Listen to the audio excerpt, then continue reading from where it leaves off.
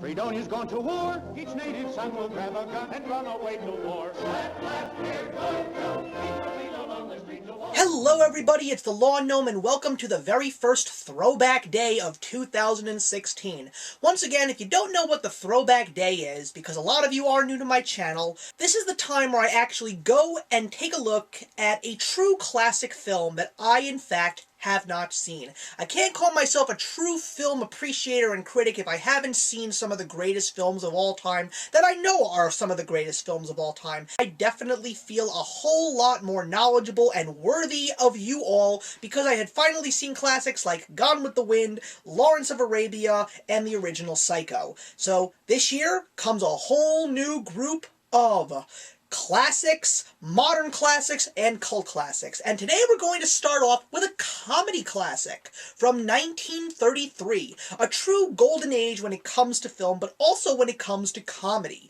You had some of the greatest like Charlie Chaplin, Abbott and Costello, the Three Stooges, Laurel and Hardy, and of course you had the Marx Brothers. And we're going to talk about their film that actually ended up being a flop. And these are my favorite kinds of movies because sometimes flops will end up being found later on, and then before you know it, they are some of the greatest films ever made, and like this one, sometimes even enshrined in the Library of Congress. And I'm talking about the Marx Brothers film, Duck Soup. There's really not much more to talk about in terms of casting, because it's really the Marx Brothers that drive this film, especially Groucho, because I just love his comedy style.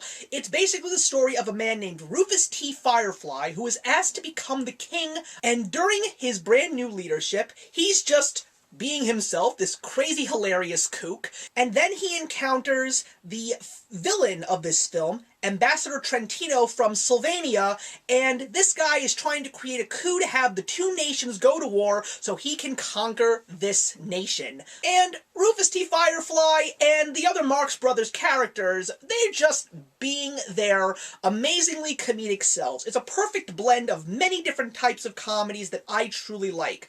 Sophisticated, dry comedy, and of course your traditional physical slapstick. And I just had so much fun watching this movie from beginning to end. I just couldn't get enough of how funny it was. But very soon, I suddenly realized, this sounds so familiar. Where have I seen this story before?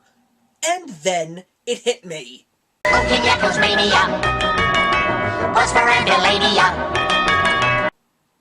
And now I love this movie even more. The fact that a whole classic comedy film went right over my head as a child in an Animaniacs episode. This is Duck Soup to a T, and King Yakko is one of my top 3 favorite Animaniacs episodes of all time. This movie also gives us one of the greatest comedic moments of all comedy, and that's the mirror scene.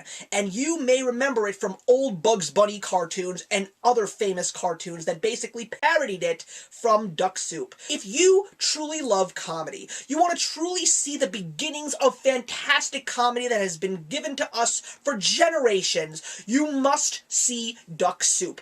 I am very upset that I still don't own this movie on DVD, but it is my intention to purchase it this year, and I plan on watching it at least a billion times. See Duck Soup, guys. It is so worth your time. You will love it. You will probably want to own it, and I am giving Duck Soup 4 out of 4. So thank you very much for watching today. Please put your comments in the box below, and let's have a discussion on Duck Soup. And I will see you guys next month for the next Throwback Day, and actions speak louder than words.